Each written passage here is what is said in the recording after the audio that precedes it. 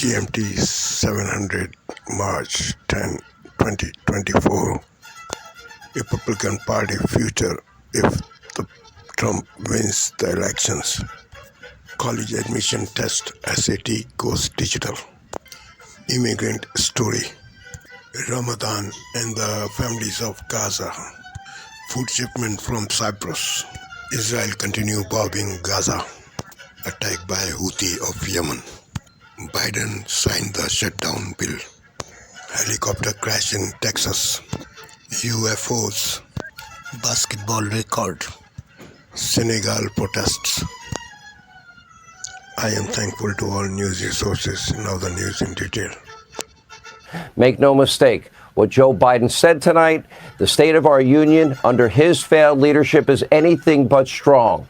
Here with reaction, Texas Senator Ted Cruz. Senator, I promised not to yell at you during this interview. Let's get first your reaction to the style. Everybody knew that Joe had a very big challenge coming into tonight because, and we'll show tapes throughout the night, of his cognitive decline. Clearly, jacked up Joe perhaps overcompensated, and I think that's being charitable. What was your reaction to that? Look, I think tonight was astonishing. I've never seen anything like it. It was a campaign speech, but it was an exceptionally bad campaign speech. Joe Biden was angry. He was bitter. He was screaming, as you noted, the entire night. He was radical and extreme, and he was completely out of touch with the American people. Frankly, tonight, Joe Biden reminded me like an angry old man standing on his porch screaming to the kids, "Get off my lawn." That's who he was. I've been to 12 State of the Union addresses. I've never seen anything remotely like this.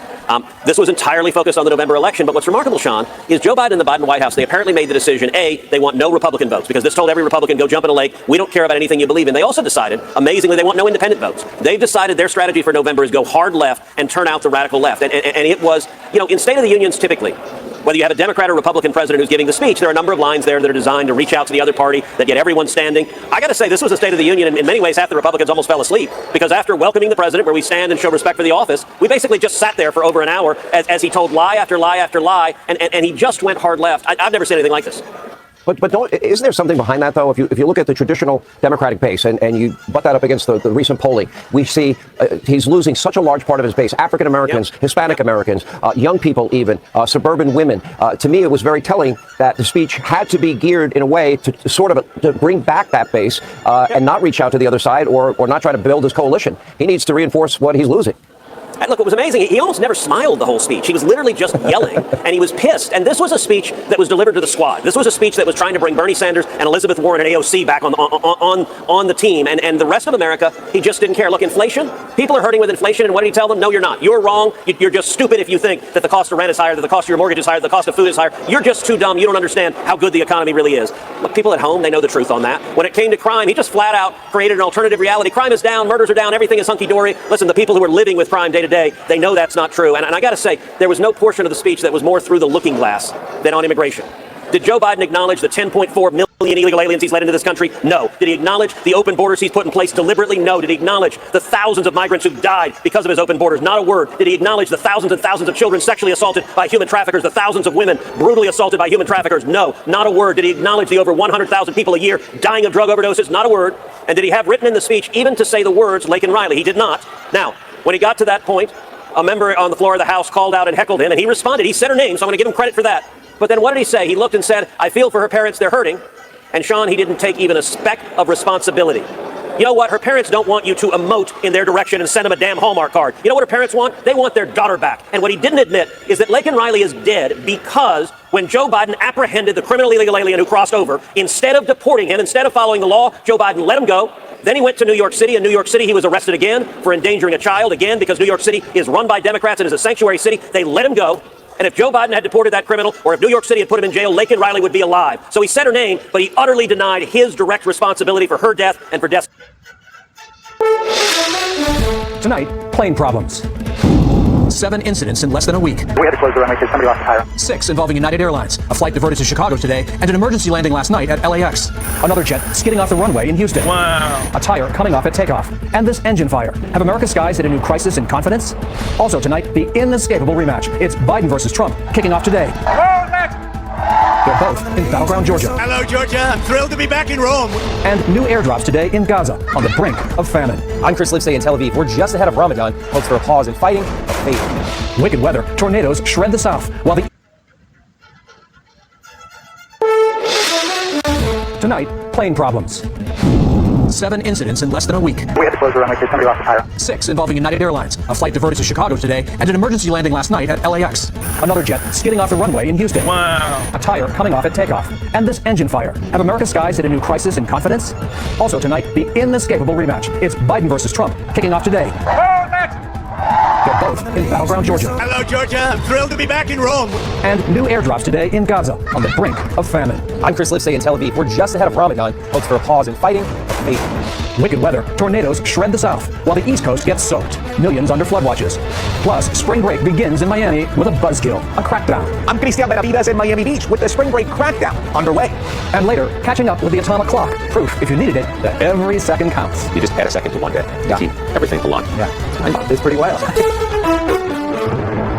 This is the CBS Weekend News from Washington with Adriana Diaz. Good evening. I'm Mark Strassman, sitting in for Adriana on a busy news Saturday. As we come on the air, dueling rallies in Georgia, a key battleground state. The Biden and Trump campaigns now pivoting toward their general election rematch. But first tonight, more issues for United Airlines. Another mid-air diversion today, this one in Chicago. The problem, an oil warning light. On Friday night, this United Airbus made an emergency landing at LAX because of a hydraulics issue. For the airline, 2 disruptive incidents in the last 24 hours and 6 in the last week. And while no one was hurt, it's part of a pattern of problems taking flight in commercial aviation. CBS's Elise Preston has more for us now from Los Angeles. Elise? Mark, good evening to you. It's been a tough week for United Airlines and its passengers. 6 different jetliners have had problems, some forced to make emergency landings, including one late Friday here at LAX. The plane was a United Airbus A320 with 110 people on board. It was headed from San Francisco to Mexico City, but forced to land here after the crew reported a hydraulics issue. United A21. We're going to have to stop on the runway. Everyone got off safely. It was one of 6 plane problems for United just this week. Oh my goodness, look at the back of the plane, man. This jet slid off the taxiway Friday while landing in Houston. It was more scary when you slid off and you realized the whole plane still did, and we're in the dirt. Also, a wheel fell off a 777 on takeoff in San Francisco Thursday. Yes, there's a tire going down the runway. On Monday, 2 more incidents, including this mid-air engine fire. In a statement, United described these incidents as distinct and unrelated to one another. When you're operating as many flights per day as we operate in the United States, somewhere along the line, there's going to be some sort of an anomaly. But this does not mean the system is unsafe. United isn't alone with problems. An American Airlines jet in Miami clipped the tail of a parked Frontier jet. Today, a new development in this near disaster when an Alaska Airlines Boeing 737 MAX 9 lost its so-called door plug in the air. The Justice Department now launching a criminal investigation. Still, this flyer today not worried yet about airline safety. You think about how often those things happen, and you just have to believe that, they're rare. Elisa, commercial aviation has had so many issues in recent weeks. Is travel overall affected? Well, Mark, for the most part, despite the problems, flights are on time even as we head into the busy spring break travel season with a record number of flyers expected. Elise Preston reporting for us tonight from LAX. Elise, thanks. Off to Georgia now, where tonight both President Biden and former President Trump are kicking off their likely general election battle. And in the peach state tonight, it's dueling rallies. Mr. Biden landed in Atlanta today at the start of what's shaping up to be the longest presidential campaign in history. Trump's campaigning in North Georgia. CBS's Torian Small is in Atlanta with more. Torian? Good evening. For the second month in a row, Joe Biden and Donald Trump are holding competing campaign events in the same state at the same time. This is an unofficial shift from the primary to the general election, though both candidates are still just over 100 delegates shy of securing the nominations. It's deja vu in Georgia. Thank you. I'm here tonight because you really want to do it again, because you are going to win this primary for us on Tuesday, and because we're going to win in November. The peach state's the backdrop for dueling campaign rallies Saturday, setting up an all but certain Joe Biden-Donald Trump rematch in November. I don't like the fact that we're doing this again. It's Trump's first rally since his last primary rival Nikki Haley dropped out after Super Tuesday. They call it Super Tuesday for a reason. What do you think? And now we're just days away from officially clinching the Republican nomination for President of the United States of America.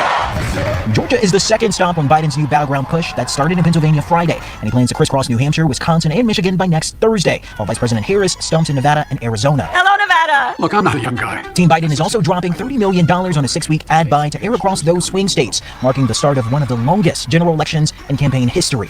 President Biden won Georgia by fewer than 12,000 votes in 2020. Markets one of a handful of battleground states. He just narrowly won that helped him secure the White House. Torian Small in Atlanta, thanks. Now to the Middle East. Out in the Red Sea, you're watching video of a British ship shooting down deadly Houthi drones. In all, U.S. and coalition forces downed at least 28 of those drones in a 4-hour span. For months, the Iranian-backed Houthis have posed a threat to commercial and military shipping in the Red Sea. Now the latest on the crisis in Gaza. The U.S. organized more food drops there today, American C-130 cargo planes dropping desperately needed aid to hundreds of thousands of Palestinians. Widespread hunger, even famine, remains a humanitarian crisis there. And without a temporary ceasefire, concerns grow about a surge in violence. Ramadan could begin as soon as tomorrow. CBS's Chris Livesay is in Tel Aviv with the latest. Good evening. The World Food Program is warning that a quarter of the population of Gaza is, quote, one step away from famine. Aid has been slow to arrive due largely to the bombed-out infrastructure and lawlessness, with aid groups wary of trucking up north where it's most badly needed. As an emergency alternative, the U.S. and several other countries are airdropping food and supplies, but it's not only extremely limited and costly, it's dangerous. The Hamas-run health ministry says at least 8 people have been killed by falling cargo after parachutes malfunction. The hazards of airdrops are one reason President Biden announced in his State of the Union address that the U.S. military will establish a temporary pier off the coast of Gaza so that aid can be delivered by sea. He emphasized there will be no U.S. boots on the ground, but he didn't explain how long it would take. CBS News has learned the pier, similar to this one, must be shipped from Virginia, crossing the Atlantic, then the Mediterranean, meaning using it to deliver that life-saving food, water, medicine, and shelter is at least weeks away. All this just ahead of Ramadan, the Islamic holy month, a time of prayer, but in recent years, violence as well between Israelis and Palestinians. That's one reason CIA Director Bill Burns was in the region pushing for a pause in fighting, Mark, but with time running out, and as President Biden himself said, that's looking tough. Chris Livesay in Tel Aviv, thank you. 2 National Guard soldiers and a Border Patrol agent are dead after the helicopter they were flying in crashed in Texas. It happened Friday near Rio Grande City. A 4th person aboard the chopper remains hospitalized in critical condition. The cause of the crash remains under investigation. President Biden issued a statement expressing condolences and adding, their sacrifice will never be forgotten. In western Wisconsin, 9 people were killed and 1 injured when a tanker truck crashed into a passenger van. Only 1 person survived the crash, a passenger in the van. That person is now hospitalized. The names of the dead were not made public pending notification of family members. It's the 2nd deadliest crash in state history. And now to severe storms affecting millions this weekend. Tonight, snow could return to parts of the Northeast, and 6 states from Louisiana to North Carolina are getting drenched. This video near Charleston, South Carolina today, some areas could see a ½ foot of rain. The storm system is also spawning tornadoes. This damage from a twister that ripped through Dale County, Alabama on Friday. Several homes were hit, but no injuries are reported. Miami Beach is breaking up with spring break revelers this weekend, cracking down on the rowdy partiers that show up every March. CBS's Christiane Benavides is there with more on what's behind the split. Christiane? Good evening. These are the strongest measures the city of Miami Beach has proactively taken ahead of spring break to keep people safe. So far, the measures appear to be working, but it's still early. Throughout the month of March, Miami Beach is cracking down on spring break. Years of chaos, including last year's deadly shootings, led officials to say enough is enough. The city's entire police force has hit the streets, along with some 18 other local, state, and federal agencies. What we don't welcome is criminal activity. What we don't welcome is mayhem. To even get to the beach, you got to go through a DUI checkpoint. All lanes of traffic are down to just 1. Bag checks once you're on the ground. And access to the beach at the heart of South Beach stops at 6 p.m. If you're in our city, we expect you to abide by the law. We expect you to respect the quality of life of our residents. Parking prices have been raised from $30 to $100 a day. Liquor stores close at 8 p.m. and there's no outdoor seating for some restaurants on the Strip. Very concerned. Although there's currently no curfew on bars, David Wallach, owner of Mango's Tropical Cafe, a fixture on Ocean Drive, worries what all these measures meant to keep people away will mean for businesses. Here on fabulous Ocean Drive, where our businesses are totally choked. The city says it needs to do this to keep everyone safe and to drive the message home. Hey, we need to talk. The city launched this PSA. We're breaking up with you. Should we not be here or something like that? The question is, will this breakup be mutual? The city of Miami Beach is not the only municipality on high alert, Mark. Florida is expected to be the top destination for spring break this year.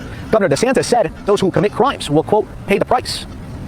Okay, the warning is out. And straight ahead on the CBS Weekend News, crawfish prices are soaring this year, pricey if you can find them. And why the government is trying to figure out exactly what time it is.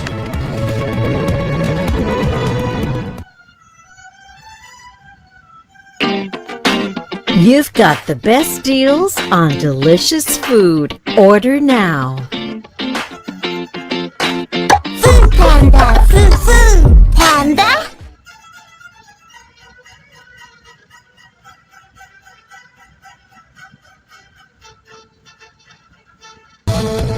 Call them crawfish or crawdads or mud bugs, this is the season for the Cajun delicacy. But a devastating drought has hit the food chain hard, taking a toll on the bottom line of thousands of people in Louisiana. Here's CBS's Janet Shamlian. Those look good. Yeah, they're awesome. Cracking and peeling is serious business in the South this time of year. It's crawfish season. Crawfish! But the crustacean is pricier this year due to a shortage. So serious, Cajun Table is one of the few restaurants in the heart of Creole country that has supply. What's the season like this year? It's very, very slow start. I've never seen the drastic decrease in crawfish like I've seen this year. Sean Swear is the owner of Cajun Table and a lifelong crawfish farmer. What we're bringing in now is about 7 to 8 sacks, and we're running 4,000 cages. So what we normally would be bringing in right now is at least 30 to 40 sacks. One of the driest seasons on record last year means the harvest fields didn't get enough rain. And weeks of triple-digit heat sent the crustaceans burrowing deeper into the ground, many unable to emerge. What did the crawfish sell roughly for last summer? Last year at this time, we were selling crawfish for $2.75 a pound. And now? We're selling for $10 a pound. This is the peeling room. Scott Broussard is one of the nation's largest crawfish wholesalers. His massive plant is at a virtual standstill. Delivery trucks idle. It's going to hurt our local economy unconditionally. There's always a waiting line. Anthony Arsenault has owned Hawks Crawfish 42 years. With no crawfish, nobody here, empty parking lot. What is that doing to your business? Destroying it. When do you think you'll really see the kind of supply that you need? I may not see the kind of supply we need until May, June, until the season's over. Okay, crawfish, here we go. This is a lifestyle Swear loves. You're a good crawfish woman. But love doesn't pay the bills. He hopes the end of the season will. Hopefully this last few months will account for what we missed out in the first few.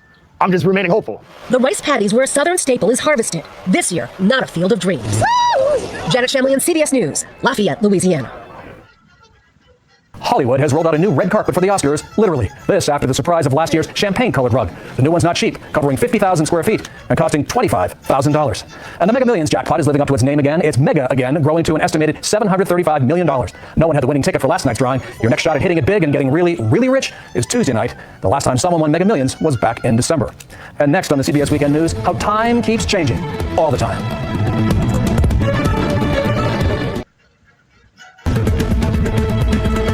Finally tonight, remember to set your clocks forward an hour. Love it or hate it, daylight saving time is back. And here's no surprise to many, the government is still trying to figure out what time it is. CBS's Scott McFarlane explains. In the Rockies, at a 206-acre federal government campus outside of Denver, they spent a lot of time studying the time. That's the on-time tick. Inside the lab at the National Institute of Standards and Technology, scientist Andrew Novick and the federal government's Time and Frequency Division are perfecting their atomic clock. We deal in nanoseconds here. Those are billions of seconds. Who would care about that? Something like your phone, GPS. GPS works by having atomic clocks on board satellites, sending signals to you and I and everywhere, and that's how you get your location. Because no matter how large or how sharp they appear, clocks aren't perfect, and eventually they slip over time with consequences. Yeah, imagine something like the stock market, right? You have hundreds of millions of transactions happening in a second. So you have to time tag those. Who bought it first? There's so much slippage and imperfections in our measure of time. Every few years, the global community has to add a leap second to catch up. You just add a second to one day to keep everything aligned. Yeah, it's mind-boggling. It's pretty wild. Government is frequently grappling with time. It was the government that created the time zones about 100 years ago to help trains and transit systems keep uniform time and prevent mishaps on the tracks. Here in Congress, they're even debating changing the time. A new proposal would make daylight saving time permanent and end the twice-a-year clock changing. We like that extra hour. You got to remember, we're a rural state. Farmers love daylight savings and a lot of other things too. Kids practicing baseball. A similar proposal nearly passed into law in 2022, so Alabama's Tommy Tuberville is trying again, though there's been opposition from those worried about the impact of especially late morning darkness. You get a lot of calls about this. Oh yeah. It's the number one issue. We're going to leave it daylight savings time. Meanwhile, back in the federal lab in the mountains, they're still testing and measuring ways to better count those nanoseconds, trying to perfect all the time in the world. Scott McFarlane, CBS News, Boulder, Colorado. And that's all the time we have on CBS Weekend News for this Saturday. First thing tomorrow, Sunday morning with Jane Pauley. Tonight, breaking news as we come on the air. More than 30 million Americans in the Northeast under a flood threat as a powerful storm targets the I-95 corridor. Major cities from Washington to New York to Boston in the bullseye and on alert. Several inches of rain forecast to hit the saturated ground. Winter rain and snowfall totals already up to 200% above normal in some places. That system moving up from the south, triggering flash flooding. Our weather team timing it all out. The deadly helicopter crash near the southern border. A National Guard chopper with 4 people on board, 2 soldiers and a Border Patrol agent killed. Another soldier critically hurt. President Biden honoring their sacrifice. What we're learning about the urgent investigation tonight. The presidential race kicking into full swing. Trump versus Biden round 2. The former president and the current one, both on the ground in Georgia, a crucial swing state, holding dueling rallies. Selena Wang from the campaign trail. A dramatic shootout in Florida captured on police body camera video. A suspect firing at officers after authorities say he just killed a coworker. The chilling 911 calls, where authorities say he hid his gun. Overseas, the U.S. and its allies thwart a large-scale attack by Houthi rebels in the Red Sea. The moment British forces take down a drone, one of dozens launched. And on the ground in Gaza, the humanitarian crisis escalates. The U.S. and allies working to get more aid in just ahead of Ramadan. Tom Sufi Burridge in Jerusalem. Haiti's capital under siege, paralyzed by violence. Armed gangs banding together in an effort to bring down the government. The State Department telling Americans to get out. Here at home, Caitlin Clark passes Steph Curry and sets yet another record. And countdown to the Oscars, the final preps, and the history that could be made in just about 24 hours on Hollywood's biggest night. From ABC News, this is World News Tonight. Good evening. Thanks for joining us on this Saturday. I'm Whit Johnson reporting from Los Angeles tonight. As we come on the air, the Northeast is bracing for a long night of heavy rain and flooding. More than 30 million Americans under flood watches and alerts across 11 states from Virginia to Maine. That storm system leaving a trail of destruction across parts of downtown Charleston, South Carolina. Strong winds downing power lines and ripping rooftops off of homes and other buildings. Torrential rain and high tide also triggering flooding in the Charleston area, forcing several road closures. This is the third storm to hit the East Coast this week. ABC meteorologist Samara Theodore leading us off tonight. And Samara, some places could see potentially dangerous conditions. That's correct, Whit. The severe weather is diminishing in the south. However, that flood threat is rising here in the Northeast. So folks along I-95, listen up closely. Here in our nation's capital, we have a coastal flood alert where I am, and we also have flood watches in place from New York up to Portland, Maine. Timing this out, heaviest of the rain hitting the Delmarva Peninsula in the mid-Atlantic just after sunset. Heavy rain then makes its way to the New York tri-state area closer to midnight. And by tomorrow morning, we're seeing most of this rain situated along Maine shores. Further inland and on the northern tier of the storm, they've got snowfall coming down. By the time it's all said and done, we could have 2 to 3 inches of rain on the ground. Meanwhile, out in Hollywood, they've been seeing one of their wettest Februaries on record. But the good news is things are looking dry just in time for the Oscars temperatures tomorrow. Whit? We see that rain already having an impact there in Washington. Samara, thank you. We do turn now to the urgent investigation after a deadly National Guard helicopter crash along the U.S.-Mexico border in Texas. 2 National Guard soldiers and a U.S. Border Patrol agent died. Another soldier survived but is in critical condition. Authorities say the UH-72 Lakota helicopter was conducting an aviation operation. This on the heels of last month's deadly helicopter crash in Southern California in the mountains that killed 5 U.S. Marines. Here's ABC's Jacqueline Lee.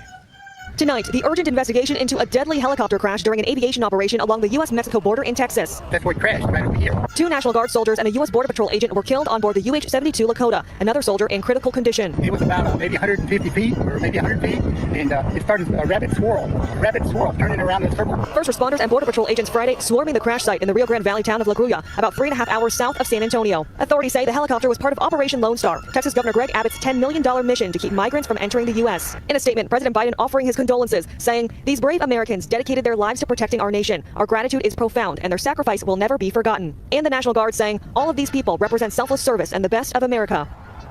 With the cause of the crash is under investigation, and the identities of the victims will not be released until the next of kin are notified. Whit? Jacqueline Lee for us tonight. Thank you. Next tonight, the race for the White House kicking into high gear with Biden and Trump set for a rematch. The current and former president both holding dueling rallies today in the battleground state of Georgia. ABC senior White House correspondent Selena Wang is on the campaign trail tonight with reaction from voters. Tonight, the rematch is on. President Biden and Donald Trump going head-to-head with dueling campaign rallies in battleground state Georgia. In the former president's first rally since Nikki Haley dropped out, Trump tearing into Biden. You're destroying our country, Joe. He doesn't have a clue. Trump rallying in the state where he faces criminal charges surrounding efforts to overturn the 2020 election. But many supporters here in Rome, Georgia, part of the conservative district of Marjorie Taylor Greene, don't seem to care. Would you still support Trump if he were convicted of a crime? I would. Just 70 miles away in Atlanta, President Biden campaigning in a state he barely won. In 2020, beating Trump by less than 12,000 votes. The president on a tour of key battleground states to build off his fiery State of the Union speech. I'm ready to fix it. Send me the border bill now. Hoping to persuade skeptical voters. I don't think he's really in touch. Then sharpening his attacks on Trump on the campaign trail. Donald Trump and the MAGA Republicans are trying to take our freedoms away. And by the way, not all Republicans. This ain't your father's Republican Party. These guys are different. But many Trump supporters still believe the false claim that he won the election in 2020. We all know he won. We all know he won. Voters here say the border economy are top of mind. And today, President Biden also saying he regrets using the word illegals to describe undocumented immigrants during a State of the Union speech. Meanwhile, Trump tonight repeatedly using that word and calling the border crisis a migrant invasion. Selena Wang, thank you. Now to the federal government remaining open for business, at least for now. That's after a late-night Senate vote narrowly averted a partial government shutdown. Let's bring in ABC's Mary Alice Parks in Washington. And Mary Alice, we're now facing another big deadline in 2 weeks. Yeah, that's right. Congress has a big fight ahead of them. They only have 2 weeks to fund the rest of the government. But look, overnight, like you said, the president signed a $460 billion spending bill. That included 6 of the 12 spending packages needed to keep part of the government open. So the FDA, the Justice Department, Commerce Department, Veteran Affairs, and others at least now funded through the fall. Now, House Republicans had tried to put restrictions in the bill on abortion pills, but they needed Democratic votes to get the bill over the finish line, so Democrats were able to defeat that. All right, Mary Alice Parks, thank you. And tune into This Week tomorrow morning. George Stephanopoulos speaks with Transportation Secretary Pete Buttigieg following President Biden's State of the Union address. Next tonight, the dramatic deputy shootout in South Florida. The Broward County Sheriff releasing body camera footage of the terrifying exchange of gunfire between deputies and a transit employee after he allegedly killed a coworker. ABC's Morgan Norwood with new details just coming in. Tonight, new police body camera footage showing the moment 3 Florida deputies come under fire. And face-to-face with a gunman who authorities say had just shot and killed his coworker at this bus depot in Pompano Beach, just north of Fort Lauderdale. How many of you are inside the office right now? Is he shooting right now? Is that gunshot right here? Yeah, those are gunshots, yeah. Panicked employees calling 911 after authorities say the suspect, 59-year-old Rafael Molina, gunned down 42-year-old Warren Chambers. Police say Molina waited for Chambers, took a gun out from his lunchbox, and fired at point-blank range. Surveillance video revealing more details. You can see there's some contemplation going on. Where should I go? Who should I shoot next? Where's my next move? He finds a hammer and it's a work site and crushes his own cell phone. So that's one of those indicators for us. Like, is there some type of evidence that he was looking to destroy? He's shooting? Okay. Stay with me.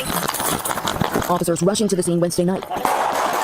Within seconds, officials say Molina fired at them 6 times. Deputies returning about 49 shots, authorities say. The suspect pronounced dead. He made his mind up that he was going to die that day or kill as many people, including law enforcement. Morgan Norwood joining us now. So, Morgan, what more are you learning about those 3 deputies involved in the shooting? But with those officers are on administrative duty pending the outcome of the state's investigation, that is standard protocol. But tonight, the sheriff calling them courageous and says he plans to get them a Medal of Honor. Morgan, thank you. We move overseas now to the Middle East. The U.S. thwarting a large-scale attack by Houthi rebels targeting ships in the Red Sea. UK forces releasing this video of one of its warships downing an unmanned aircraft. The U.S. and coalition forces shooting down nearly 30 drones this morning. ABC's Tom Sufi Burridge has more from Jerusalem tonight. Tonight, the moment an explosive attack drone is shot down by a British warship, say UK officials, with US and coalition forces protecting commercial ships in the Red Sea facing a large-scale attack earlier today involving swarms of drones launched by Yemen's Houthi rebels. 28 uncrewed aircraft downed in total, says the US Navy, adding no commercial or military vessels were damaged in the attack. The Houthis stepping up attacks as the US and its allies work to get more aid into Gaza by air and by sea. Today, the US dropping more meals into northern Gaza, where the UN says hundreds of thousands of people including many children, face potential famine. Tonight, Israel welcoming US plans to build a temporary pier off Gaza's coast, saying its officials will inspect shipments of aid coming in. With no sign of a ceasefire deal, the parents of Hirsch Goldberg-Polin, one of 6 American hostages still in Gaza, who met with our David Muir just after the October 7 attack, telling me it's time to end the suffering on all sides. The regular people are suffering and have paid.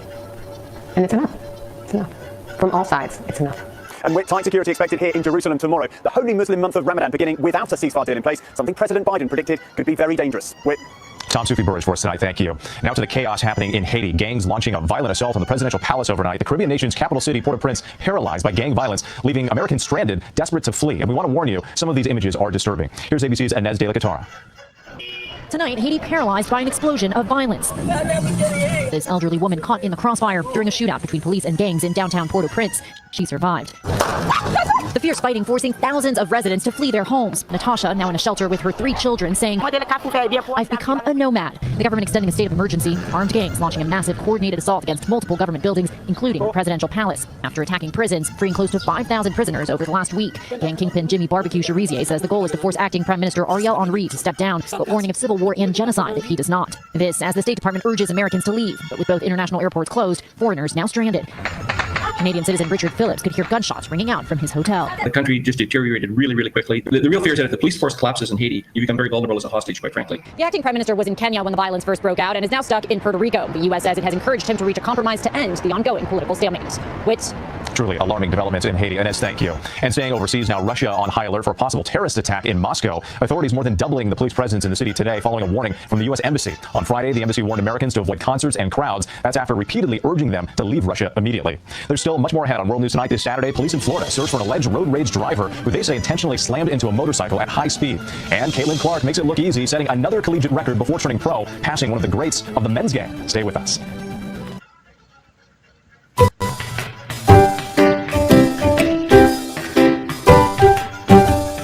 Yango. Different.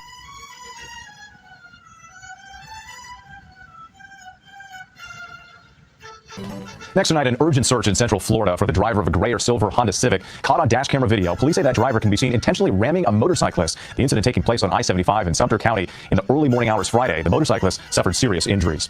The FAA says it's investigating another incident for United Airlines, the fourth this week. A United Airbus A320 on its way from San Francisco to Mexico City, making an emergency landing at LAX. Pilots reporting a hydraulic failure. No one was hurt. Passengers boarded another plane to continue on their journey. An investigation is underway in Oakland, California. At least 14 people were hurt, too critically, when fire officials say a bus was struck by an out-of-control speeding car. The car crossing the center raised median, slamming into the bus in the dedicated bus lane. There is a report the car was traveling in excess of 100 miles per hour. When we come back, another one for the record books. Caitlin Clark passes the great Steph Curry this time. To the index now, the U.S. Coast Guard investigating a mysterious oil sheen off the coast of Huntington Beach here in California. Crews have cleaned up the oil, which was located about 3 miles offshore and stretched 2.5 miles. Officials say it was not from natural causes, but they don't know yet exactly where it came from. An emotional day in court in Bennington, Vermont. A local man pleading guilty to the reduced charge of negligent driving in the death of actor Treat Williams last year. Ryan Koss was driving the SUV that hit Williams, who was on his motorcycle. Koss apologizing to Williams' family. The actor's son telling Koss that he forgave him. Now to college basketball and chalk up another record for Iowa's Caitlin Clark. The senior guard breaking a record last held by NBA great Steph Curry and Darius McGee for the most three-pointers ever in a season by a Division I player. Clark setting the record on Sunday for most points for a man or woman. She has 2 more regular season games before March Madness. After that, she turns pro. She's incredible to watch. Still ahead, the reason we're here in Los Angeles, the countdown to the Oscars, and a look ahead at what's already a history-making night. Finally tonight, the countdown to the red carpet is on. The anticipation and the history already being made. ABC's Melissa Adon with a preview. The iconic red carpet is back. Jimmy Kimmel, he's back too, hosting the Oscars for the 4th time. At this year's 96 Academy Awards, all eyes on the blockbusters. Hi, Barbie! Hi, Ken! $billion box office hit, Barbie. Plus, Oppenheimer receiving the most nominations, 13. Can we please? The breakout star of award season, Da'Vine Joy Randolph, earning her first Oscar nomination for The Holdovers. This is part of my gift of what I'm supposed to do. The Oscars set to make history this year. 3 of the 10 films nominated in Best Picture are directed by women, the most ever. Martin Scorsese earning his 10th nomination for Best Director for Killers of the Flower Moon, more than any living director. You talk too much. Rising star Lily Gladstone is up for Best Actress in the film. She could become the first Native American to win an Oscar for acting. And for this familiar score. From Indiana Jones and the Dial of Destiny, composer John Williams could become the oldest Oscar winner of all time at 92. He already has the most nominations of anyone alive with 54, beaten only by Walt Disney with 59. The Academy is bringing back the Fab Five. That's having 5 past winners from the acting category present the nominees, and which the Oscars producers say this year we can expect surprises. Definitely looking forward to those surprises. Melissa, thank you so much. I'll be out there with you tomorrow on the red carpet. And just a reminder, tune into our coverage on the network and streaming starting at 1 p.m. Eastern tomorrow. And then the 96 Academy Awards starts an hour earlier this year at 7 Eastern right here on ABC. I'm Wade Johnson in Los Angeles. Tonight, new developments in the investigation into the Alaska Airlines mid-air scare. The Justice Department reportedly looking into what happened on the flight 2 months after this hole ripped open on the plane in mid-air. The nightmare near catastrophe now under federal scrutiny. Investigators have reportedly interviewed passengers, attendants, even the pilots. What we know so far. The deadly helicopter crash at our southern border. 2 soldiers and a Border Patrol agent killed. The latest on the investigation. Possible tornadoes tearing through Alabama and Georgia, ripping the roofs off of these homes and scattering debris. Where the storm is going next. The general election unofficially kicking off today. President Biden and former President Trump with dueling rallies just miles apart in a critical swing state. You're the reason why we're going to win. This has been a tremendous week for our movement. What to watch for as the campaign heats up. The new push for aid in Gaza. What the U.S. is doing to get critical supplies there as the humanitarian crisis grows. Caught on camera. Frightening video at a Texas zoo. The moment this gorilla charges at zookeepers trapped inside this enclosure. And roll out the red carpet. The history and potential surprises to watch out for at tomorrow's Academy Awards. This is NBC Nightly News with Jose Diaz-Balart. Good evening. Tonight, the Justice Department is reportedly getting involved in one of the most dramatic mishaps on a commercial flight in recent memory. This was the scene in the sky above Portland, Oregon back in January after an entire panel of the Boeing 737 MAX 9 blew off mid-flight. A terrifying moment for passengers. A child's clothes sucked out, oxygen masks dropping. Incredibly, nobody was hurt after it made an emergency landing, but the incident raised a lot of questions. Chief among them, how did this happen? Tonight, the Wall Street Journal reports the Department of Justice is now investigating. Our George Solis leads us off tonight. Tonight, the Justice Department now opening a criminal investigation into that mid-air scare on an Alaska Airlines flight involving a MAX 9 jet where a door plug blew out over Portland, according to the Wall Street Journal. The Journal reporting investigators contacting pilots, flight attendants, and even passengers on board Flight 1282 that was forced to make an emergency landing where fortunately no one was hurt. The Justice Department provided no comment to NBC News. The focus of the investigation set to center on whether Boeing has complied with a previous settlement following a federal investigation into the airline's handling of the deadly jet crashes in 2018 and 2019 that killed 346 people. Today, the company providing no comment to NBC News. They're going to look pretty seriously at, is this a one-off or is this systemic? In a preliminary report last month, the NTSB found 4 bolts needed to keep a door plug in place were missing. Tonight, Alaska Airlines saying in a statement in part, "It's normal for the DOJ to be conducting an investigation. We are fully cooperating and do not believe we are a target of the investigation." News of the investigation comes as the NTSB has blasted Boeing for failing to turn in records about the blowout, a claim the company refutes. But in a letter this week to U.S. Senator Maria Cantwell, Boeing revealing they can't find any documentation on the removal of the door plug. That's probably not a good answer either. It's a horrible answer. And when I read that, I was shocked that, one, they don't have the documentation. They're required to have that documentation. And if not, then we're talking about a much deeper problem of procedural compliance. We are also following breaking news on our southern border after a helicopter crash killed 2 soldiers and a Border Patrol agent. Priscilla Thompson has the very latest on the investigation. Tonight, an investigation is underway into what caused the crash of this National Guard helicopter, killing 1 Border Patrol agent and 2 soldiers on board. A 3rd soldier seriously injured. It was unbelievable. Wesley Vanderpool says he was about 1,000 feet away when the chopper crashed in his onion patch. And all of a sudden, it started swirling or circling, like spinning like a top. It just dropped like a rock. It dropped like a rock. The UH-72 Lakota helicopter went down during aviation operations near Rio Grande City, the Department of Defense says, part of a federal border mission. It could be involved in just in a surveillance. Many of the chases that we have along the border are extremely dangerous. When you have that aerial support, it provides a level of safety. Head of the National Guard, Daniel Hokanson, calling the incident a tragic loss beyond words and saying all of these people represent selfless service and the best of America. President Biden today offering his deepest condolences to their families and loved ones. Friday's deadly crash comes on the heels of his State of the Union address, where the partisan fight over border policy was front and center. I'm ready to fix it. Send me the border bill now. Tonight, the lives lost, an important reminder of the stakes. Priscilla, what more do we know about those who lost their lives? Jose, the Department of Defense has yet to release the names of those killed, wanting first to inform their families. That process usually takes about 24 hours. Jose? Priscilla Thompson, thank you. Also developing tonight, tornadoes appear to be touching down in Alabama and Georgia earlier today. You can see roofs rip off of those homes in Echo, Alabama. That system is set to move north, with rain continuing tomorrow. 29 million people under flood alerts from Virginia to Maine. Overseas, the rush to get aid inside Gaza is growing more urgent as millions of Palestinians are at risk from the humanitarian crisis there. Molly Hunter reports tonight on the new efforts underway to bring aid to the Strip. Setting off from Cyprus this weekend, yet another international effort to get aid into Gaza even faster. A joint mission between the Spanish organization Open Arms and Chef Jose Andres' World Central Kitchen. The Open Arms you can see behind me is getting ready to set sail to deliver food aid into Gaza. The Open Arms will travel about 200 miles through a newly secured maritime corridor to reach an undisclosed location in Gaza. While today, U.S. airdrops continued parachuting food pallets into northern Gaza. But on Friday, Palestinian officials said at least 5 people were killed, not by Israeli bombs, but by aid pallets crashing from the sky, falling rapidly, the parachutes failing, but the U.S. says all of its aid landed safely. On the ground, desperation. Aziz Abdullah says they've been waiting for hours, but it's not enough for his family of 7. As famine stalks northern Gaza, UNICEF says children are already starving to death. This comes as the U.S. announced a new plan to build a temporary pier off the coast of Gaza. The Pentagon says it could take up to 2 months, requiring 1,000 U.S. troops. International organizations say President Biden should instead pressure Israeli Prime Minister Netanyahu to allow more aid in by road. Israel says it's not preventing aid from getting to the people who need it most. The UN Special Rapporteur on the Right to Food, Michael Fakhri, calling airdrops and the Peer Plan absurd and a performance to meet a domestic audience.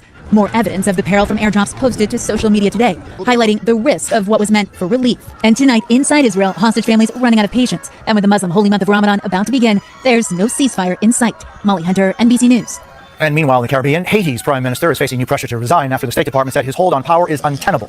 It comes as the country spirals out of control under gang violence, and a former coup leader is now trying to take power in that country. And now to the race for president here in the U.S. and our first look at what the general election will look like. President Biden and former President Trump both in the campaign trail today in Georgia. Aaron Gilchrist has what we can expect as the campaign heats up. Tonight, the first dueling rallies for the presidency in battleground Georgia. President Biden landing in Atlanta, with former President Donald Trump 70 miles away in Rome, his first time in the state since being booked at the Fulton County Jail last August, accused of scheming to overturn the 2020 election. Hello, Georgia. I'm thrilled to be back in Rome. We did very well in Rome. President Biden's Georgia visit coming on the heels of a State of the Union speech supporters hailed as energetic and fiery. The president sitting down today with MSNBC's Jonathan Capehart, addressing an unscripted moment in his speech. Lincoln Riley, an innocent young woman who was killed by an illegal. That's right. I'm not going to treat any of these people with disrespect. Look, they built a country. The reason our economy is growing. We have to control the border and more orderly flow, but I don't share his view at all. So you regret using that word? Yes. That walkback drawing fire from Trump, who met with the parents of Laken Riley before his rally. And Biden should be apologizing for apologizing to this killer. Biden launched his general election campaign in Pennsylvania on Friday before turning his attention to Georgia and communities of color, getting key endorsements from Asian, Black, and Latino PACs, along with a $30 million commitment to help him win in November. The Biden campaign also releasing a new ad targeting communities of color and young voters in battleground states, taking the issue of his age in stride. Look, I'm not a young guy. That's no secret. But here in Atlanta, Are you registered to vote? Yes. even as groups like this sorority work to register people for the fall election, the crisis in Gaza fueling a Biden protest vote for Georgia's March 12th primary. I spoke with a state legislator who supports Democratic voters, leaving their ballots blank. The ask is really clear. We need to course correct. We need a permanent ceasefire. Still, President Biden buoyed by his speech to Congress that campaign officials say helped generate record single-day donations, and voters say showed he's ready to take on Trump. Super energetic, stayed organized, kept delivering punch after punch. Okay, you just heard President Biden reference Laken Riley in our story. The Trump campaign confirming to NBC News that the parents of Laken Riley met with the former president backstage before he went on in Rome. We are back with frightening new video of a gorilla charging at 2 zookeepers trapped in an enclosure. The incident occurred last October at the Fort Worth Zoo in Texas, but the video was just posted online this week. You can see the zookeepers running as Elmo, the 34-year-old silverback gorilla, went after them. The zoo says nobody was hurt. All keepers and animals are safe. Big news for high school students. The SATs have gone completely digital now, meaning no more number 2 pencils. Zinc has the details and what it means for kids across the country. It's the night before the big test, and 16-year-old Raina Robinson in Edison, New Jersey, is running through a slew of practice questions. So this is a Section 1 reading and writing practice question. This week, the high school junior is among the first 500,000 students nationwide taking the updated SAT exam, now 100% digital and an hour shorter. Why did the College Board choose to make this decision? Really, honestly, we're rooted in what we were hearing increasingly from students and schools. We were quickly becoming one of the last major tests that they were taking on paper. The College Board, which offers the SATs, piloted the digital exam abroad last year. We made the decision hearing quite clearly from students and schools that they were ready. But Raina says she and her classmates still have some reservations. I don't know what to expect 100%, whereas I've been studying for the paper version all my life and now they're completely changing it. With the newly designed test, students can bring their own laptop or use a device provided. The College Board says Blue Book, the app used for the exam, has security and encryption functions to prevent cheating. Also new to the SAT, what's known as adaptive testing. It adapts questions that students get based on how they performed earlier in the assessment. Meaning the more questions you answer correctly, the harder the next question becomes. Hi, Raina. We checked in with Raina today, right after the test. What was the feeling for you when you finished your exam? Similar to putting a pencil down, we were all closing our laptops and we were so glad that it was finally over. But I think it was a lot less stressful because we were taking it on a computer, because all of the assessments we take in school are usually on our computers anyway. An age-old exam reimagined for the new generation of test takers. Zinc NBC News. And a reminder to set your clocks forward an hour tonight. Daylight saving time is set to begin at 2 a.m. Eastern. Most of us will now get later sunsets until the fall, even if we lose an hour of sleep. The only states that don't observe it, Hawaii and Arizona. When we come back, there's good news tonight about this player's slam dunk moment and a surprise he will never forget. There's good news tonight. So often the good news doesn't get as much attention as the bad. So every Saturday we highlight the many people who spread joy and love. These are just some of those stories this week. This was a celebration of a lifetime for high school senior Jacob Bobo Bowman, surrounded by teammates, after sinking his shot to help the Virginia Gate City Blue Devils win. It was a thrill because Bobo's the team manager who typically plays football, but off the field and on the court, he scored the very first time the coach put him in the game. And a special moment one Nebraskan family will never forget. That's Army Major Timothy Wobing, surprising his daughter Leela at school after more than 9 months overseas. But that was not the only surprise he had in store. How about you do your stuff, and then I'm gonna go say hi to your brother. Okay? Leela's twin brother Roman also stunned by his father's homecoming. Hey, bud. Nothing can prepare you for that time, just seeing the joy in your kids' eyes. Okay? Yeah. And a special celebration for 8-year-old Layla Gregory in Las Vegas. Ringing the bell to mark the end of more than 2 years of cancer treatment. For friends and family, it was an opportunity to celebrate. This slam dunk moment, one Brigham Young University guard Kaylee Smiler never expected. That's her on senior night. The New Zealand native surprised by family and friends who performed the haka, a ceremonial dance and an important part of their Maori traditions. The surprises, though, weren't over yet. Her parents, Philip and Loana, flew thousands of miles from their home in Australia to Utah to give their daughter a night she'd remember forever. I was in tears. It was very special and emotional, and I loved it. What was it like to see her surprise? It was really emotional. It was an absolute privilege. We were able to use the haka to say we're proud of you, we love you. The evening for this family, a reminder of one thing above all. Back home, we have a ton of these multicultural sayings. It's a question, and you ask, what is the most important thing in this world? And the answer is, it is people. It is people. For this specific experience, it's for me. But my hope is that I'm able to do it for everybody else as well. And Kaylee is planning to play professional basketball overseas. That's NBC Nightly News for this Saturday. Peter Alexander. Thank you for watching and privilege of your time. This is Amir Shakil 5858. I am Amir Woodman. Have a good life.